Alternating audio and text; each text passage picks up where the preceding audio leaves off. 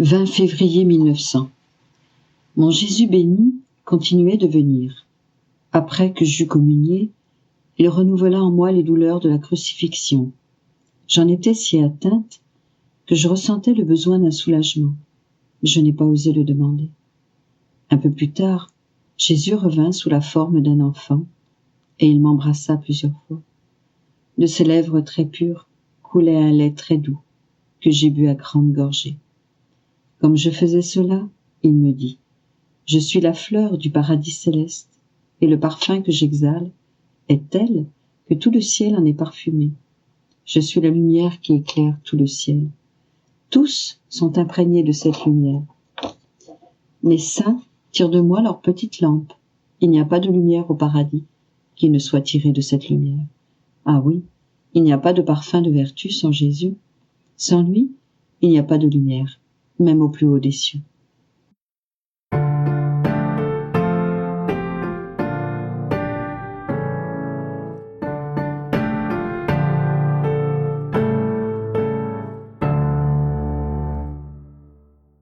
« 20 février 1907. Celui qui ne correspond pas à la grâce vit comme un oiseau de proie. Il vole la grâce de Dieu, ne le reconnaît pas et finit par l'offenser. Poursuivant dans mon silence, j'ai passé plusieurs jours dans une grande amertume. C'était comme si mon intérieur avait été frappé par un éclair. Je ne pouvais ni avancer ni reculer. Je ne sais pas comment expliquer ce qui m'est arrivé intérieurement. Et je crois qu'il est préférable que je garde le silence sur cela. Quand mon Jésus béni se présenta ce matin, il me dit: ma fille, quiconque ne correspond pas à ma grâce vit comme les oiseaux de proie. Il vit de pillage, vole ma grâce, ne me reconnaît pas et à la fin m'offense.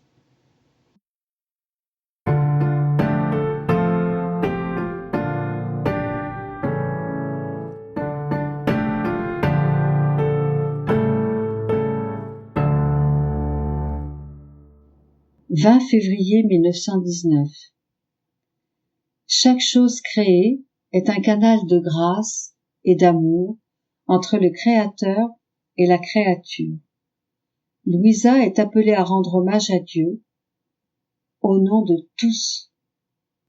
J'étais dans mon état habituel et Jésus était avec moi.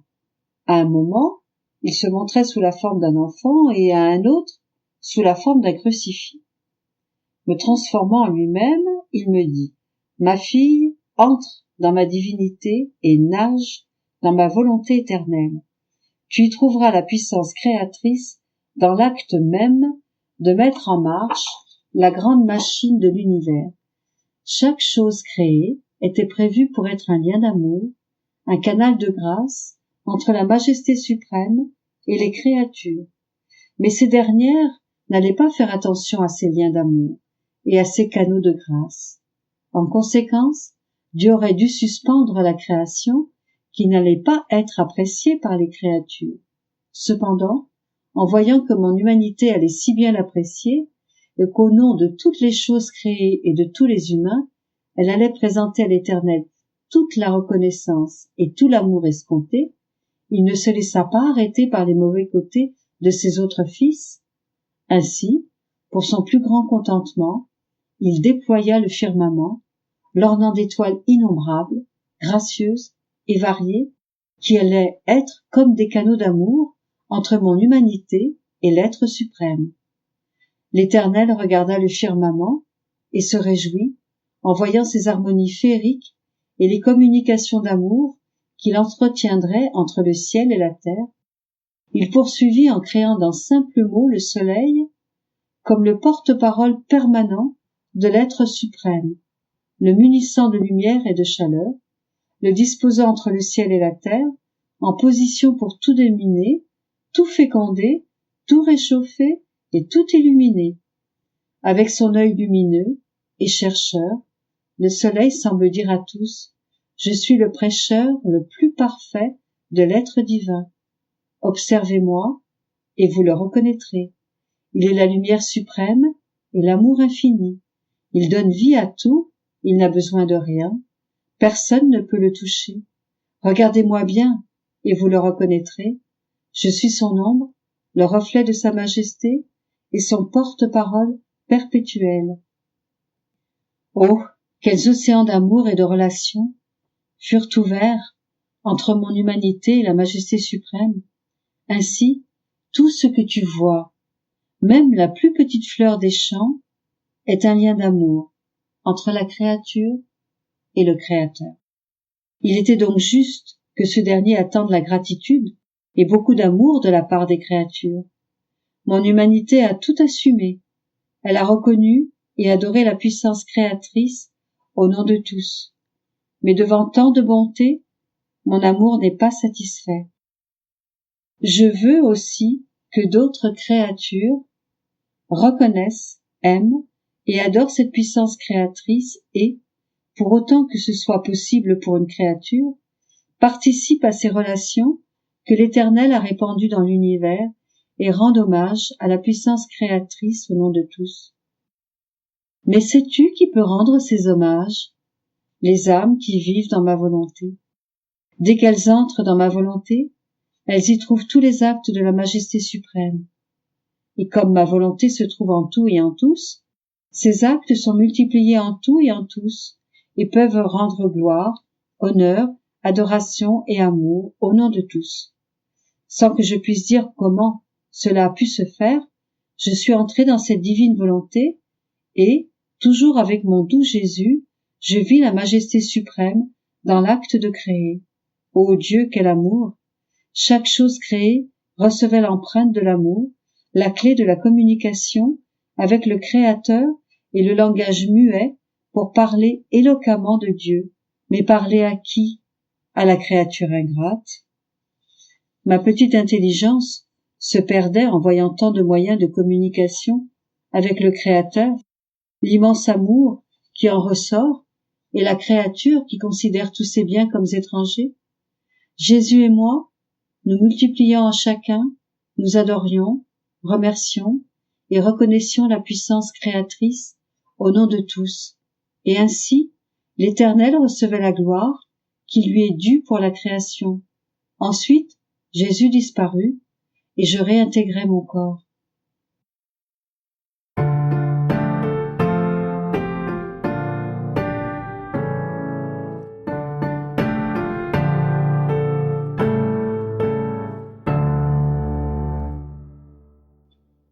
« 20 février 1924. Si avant Louisa, il y avait eu dans l'Église une autre âme vivant dans la divine volonté, Jésus aurait utilisé son pouvoir pour que le chemin sublime de vivre dans sa volonté soit révélé par cette âme. Vivre dans la divine volonté signifie que les joies pures escomptées lors de la création sont vécues par Dieu. À la suite de tout ce que mon doux Jésus m'avait dit au sujet de sa très sainte volonté, je pensais, comment est-ce possible qu'il n'y ait pas eu une seule âme qui ait vécu dans la divine volonté avant aujourd'hui et que je sois la première? Qui pourrait dire combien d'autres personnes ont vécu avant moi d'une manière bien plus parfaite et plus active que moi? Pendant que je réfléchissais ainsi, mon toujours aimable Jésus bougea en moi et me dit, « Ma fille, pourquoi ne veux-tu pas reconnaître la grâce que je t'ai faite en t'appelant d'une façon toute particulière et nouvelle à vivre dans ma volonté, puisque vivre dans ma volonté est la chose la plus importante, celle dont je me préoccupe le plus. S'il y avait eu avant toi une autre âme ayant eu la chance de vivre dans ma volonté, elle aurait eu les connaissances concernant cette vie, vécu ses attirances et connu ses bienfaits. Alors, j'aurais utilisé mon pouvoir pour faire briller à travers elle la voie sublime de la vie dans ma volonté. J'aurais tenu cette âme tellement coincée qu'elle n'aurait pas pu résister à manifester aux autres tout ce que j'aurais voulu. Tout comme il y a des maximes et des enseignements au sujet de la résignation, de la patience, de l'obéissance, etc. Il y en aurait eu aussi concernant la vie dans ma volonté. Il aurait été bien étrange que je garde cachée la chose qui me tient le plus à cœur. Plus une personne aime quelque chose, plus elle veut la faire connaître. plus une manière de vivre m'apporte de satisfaction et de gloire, plus je veux qu'elle soit connue. Ce n'est pas dans la nature de l'amour véritable de cacher ce qui peut rendre les autres heureux et riches. Si tu savais combien j'ai désiré ce temps où ma nouvelle-née de ma volonté verrait le jour, quel cortège de grâces j'ai préparé afin d'atteindre le but, tu serais stupéfiée et plus reconnaissante et attentive. Ah, tu ne sais pas ce que signifie vivre dans ma volonté. Cela signifie que les pures joies escomptées lors de la création de l'homme m'arrivent. Cela signifie la disparition de toute l'amertume que l'homme perfide me donne depuis presque l'aube de la création. Cela signifie un échange continuel entre la volonté humaine et la volonté divine pendant que l'âme, craignant sa volonté, vit de la mienne et que la mienne la remplit de joie, d'amour et de biens infinis. Oh, comme je me sens heureux de pouvoir donner tout ce que je désire à cette âme. Il n'y a plus de division entre elle et moi, mais une union stable dans l'action, la pensée et l'amour, car ma volonté fait le nécessaire pour tout. Ainsi, nous vivons dans un parfait accord et en communion de biens. C'était le but visé en créant l'homme, qu'il vive comme notre propre enfant et que tous nos biens soient partagés avec lui, afin qu'il soit pleinement heureux et que nous nous réjouissions de son bonheur.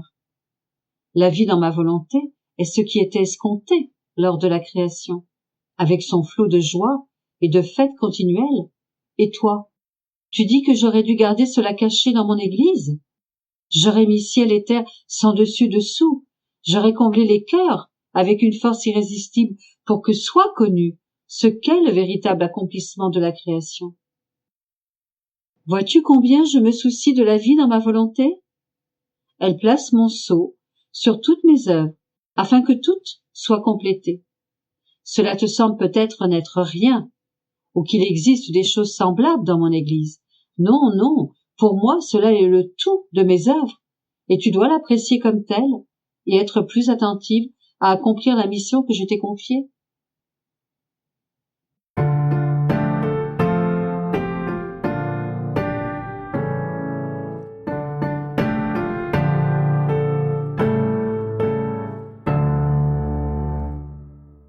« 20 février 1928. Comme la Reine du Ciel devait être la dépositaire du Verbe incarné et donner Jésus aux générations humaines, Dieu devait centraliser en elle tous les biens des rachetés. Il n'y a pas un bien qui soit fait et qui ne descende d'elle. Jésus devait contenir en lui-même tous les biens de la rédemption, et il possède par nature le droit de sa souveraineté sur tous les actes et tout le bien que font les créatures. La signification de l'unité. Ce que signifie vivre dans la divine volonté. Adam devait posséder et enclore tout le monde, s'il ne s'était retiré de notre volonté et avait toujours vécu dans notre unité. Et par conséquent, les générations humaines auraient vécu dans notre volonté. Une aurait été la volonté, une l'unité, un l'écho de chacun, et tout étant mis en commun, chacun aurait enclos toute chose en lui-même. Les privations de Jésus sont plus longues, et je ne vis que dans la puissance du divin fiat, qui s'est constitué la vie de ma pauvre âme. Il me semble que mon bien-aimé Jésus, en me confiant à lui, ne se cache derrière les rideaux de sa lumière que pour m'espionner et voir si je suis toujours son adorable volonté. Ô Dieu, qu'il est douloureux de demeurer dans une immensité de lumière et de ne pas savoir où aller pour trouver celui que j'aime, qui m'a formé, qui m'a dit tant de vérités que je les sens en moi, comme des vies divines palpitantes, qui me font comprendre qui est celui que je veux et que je ne trouve pas. Ah, Jésus, Jésus, reviens. Quoi? Tu me fais sentir ton cœur qui bat dans mon cœur et tu te caches? Mais en me déchargeant le cœur, je pensais, peut-être Jésus ne trouve-t-il en moi, ni en personne, les dispositions pour recevoir la vie de ces autres vérités. Et pour que ces vies ne demeurent pas en suspens, il reste tranquille et se cache. Mais je pensais cela lorsque mon très précieux Jésus se manifesta comme pour sortir de moi et me dit « Ma pauvre petite fille, tu es perdue dans la lumière et tu ne sais pas comment trouver celui que tu cherches avec tant d'amour. La lumière forme de hautes vagues et constitue les barrières qui t'empêchent de me voir.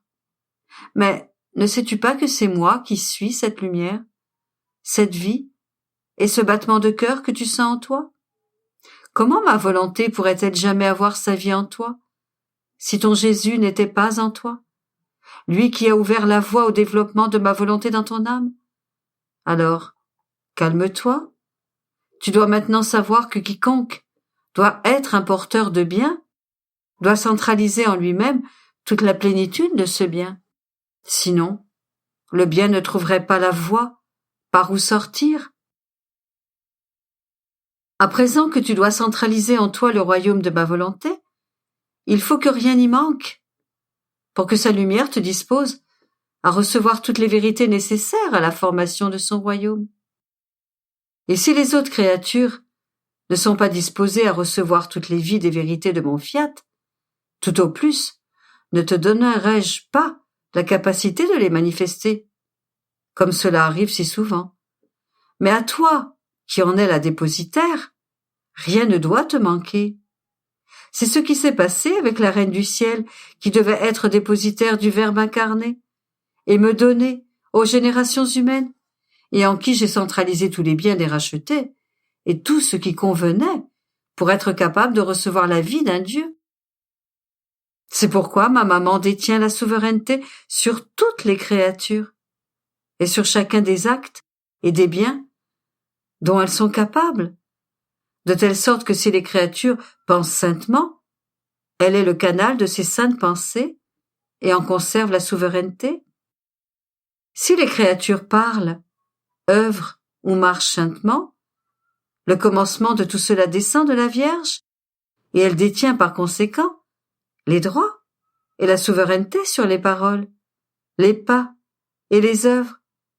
Il n'y a pas de bien qui soit fait sans descendre d'elle, car si elle a été la cause première de l'incarnation du Verbe, il n'est que juste qu'elle soit le canal de tous les biens et qu'elle détienne les droits de souveraineté sur toute chose.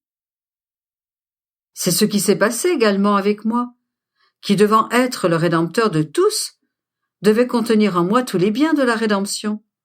Je suis le canal, la source, la mer, d'où sortent tous les biens des rachetés. Et je possède par nature le droit de souveraineté sur tous les actes des créatures et sur tout le bien qu'elles accomplissent. Notre règne n'est pas comme celui des créatures qui dominent et règnent sur les actes extérieurs des autres créatures, et même pas sur tous leurs actes extérieurs. Mais des actes intérieurs, elles ne savent rien, et n'ont pas, non plus sur ces actes, le droit de souveraineté, car la vie, la pensée et la parole de leurs dépendants ne sortent pas d'elles. Au contraire, c'est de moi que sort la vie de toutes les œuvres intérieures et extérieures des créatures. Ainsi, au-dessus de chacun des actes des créatures, devrait s'attacher l'acte de la céleste mère et le mien, qui en souverain les forme, les dirige et leur donne vie. Je continuais après cela à suivre ma ronde dans la divine volonté et, m'unissant à l'unité que mon premier père Adam possédait avant le péché, mon doux Jésus ajouta : « Ma fille, tu n'as pas bien compris ce que signifiait unité. Unité veut dire centralisation et commencement de tous les actes des créatures passées, présents et futures.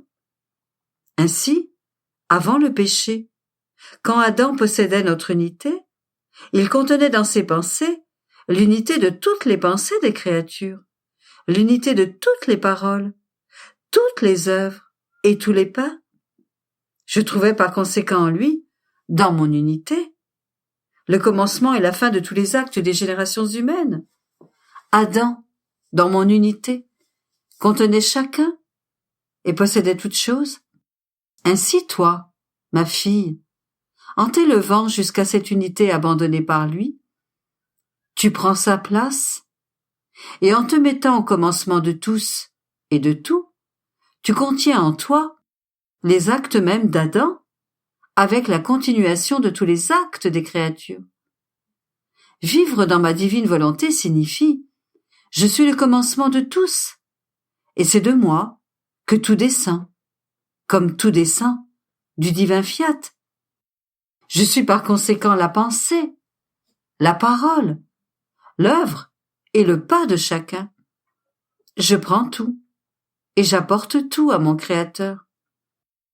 L'on comprend qu'Adam devait posséder et enclore l'humanité tout entière s'il ne s'était pas retiré de notre volonté et avait toujours vécu dans notre unité. C'est pourquoi, s'il avait fait cela, les générations humaines auraient vécu dans notre volonté. Et par conséquent, une aurait été la volonté, une, l'unité, un, l'écho de tous. Et tout étant mis en commun, chacun aurait enclos toute chose en lui-même.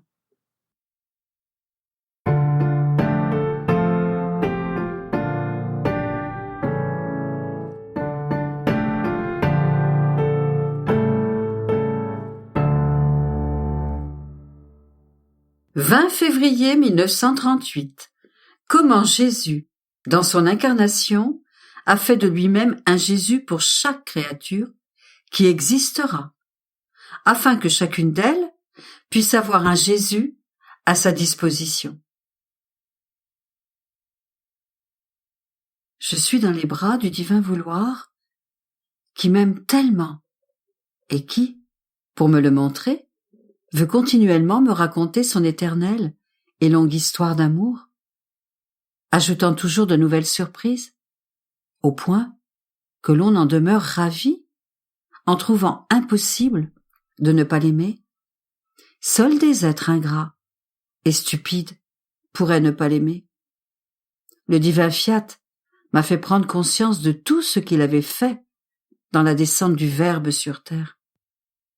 Et mon Jésus, me refaisant sa petite visite, toute bonté, me dit « Ma petite fille de ma volonté, tu dois savoir que mon amour est si grand qu'il a besoin d'être libéré et de confier ses secrets à celle qui vit dans ma volonté, afin qu'en prenant conscience de toute chose, nous puissions l'aimer d'un seul amour et répéter en elle tout ce que j'ai fait en moi-même.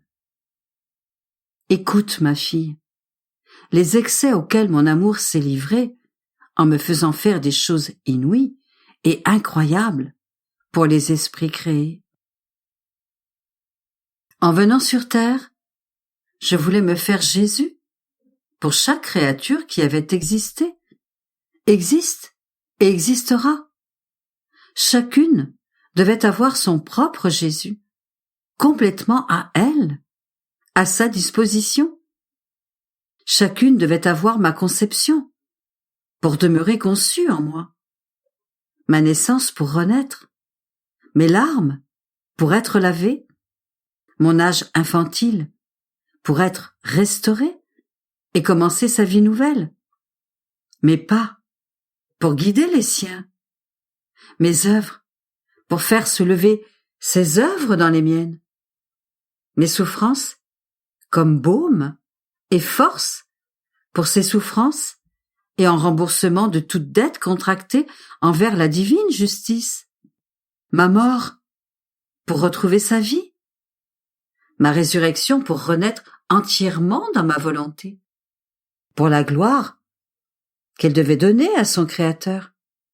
Et tout cela avec le plus grand amour, avec raison, avec justice et avec la plus haute sagesse.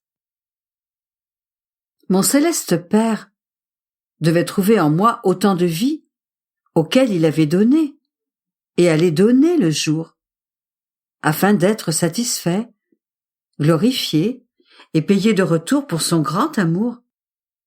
Même si toutes les créatures n'allaient pas prendre cette vie, mon Père céleste exigea ma vie afin d'être glorifié pour tout ce qu'il avait fait dans l'œuvre de création et de rédemption. Je peux dire que dès que l'homme se retira de ma volonté, la gloire qui était due à mon divin Père cessa.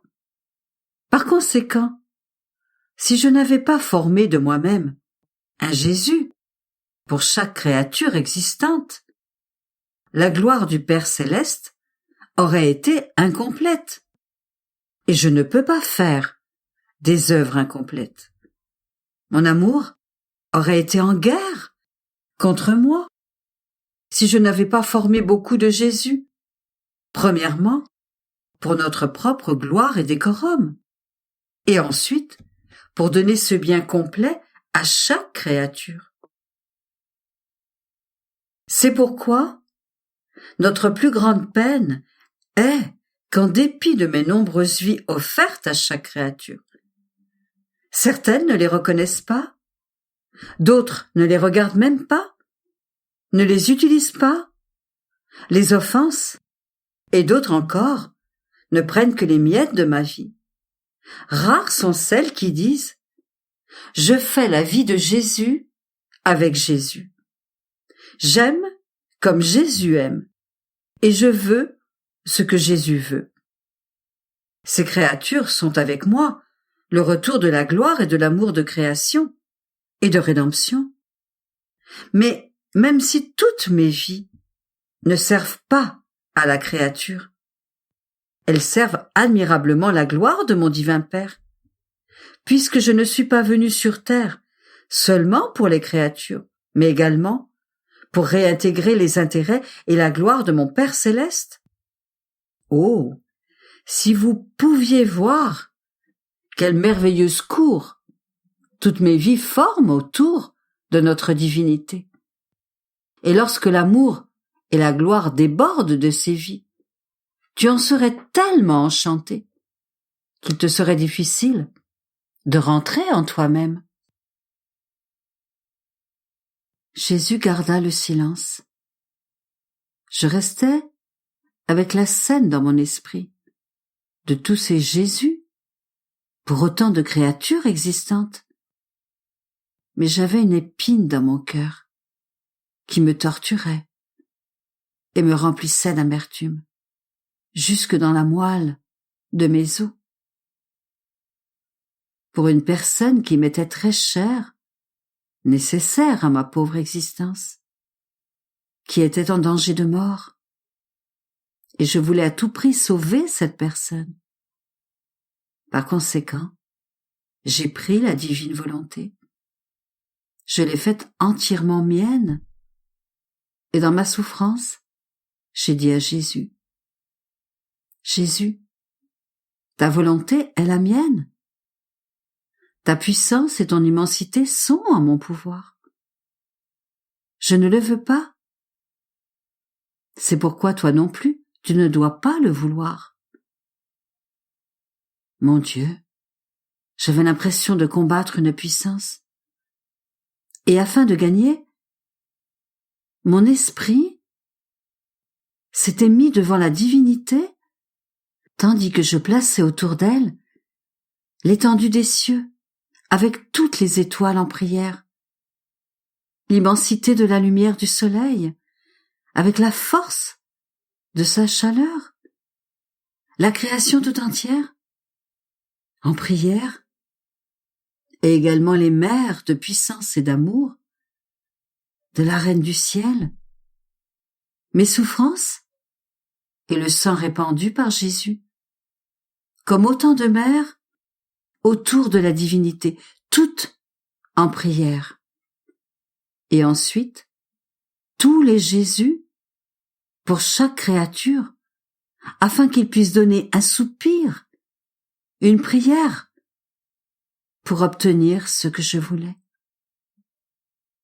Mais quelle ne furent pas ma surprise et mon émoi en voyant et en entendant que tous les Jésus de toutes les créatures priaient pour obtenir ce que je voulais. Je restais confuse en voyant tant de bonté et de complaisance divine. Qu'il soit remercié et béni à jamais, et que tout soit pour sa gloire.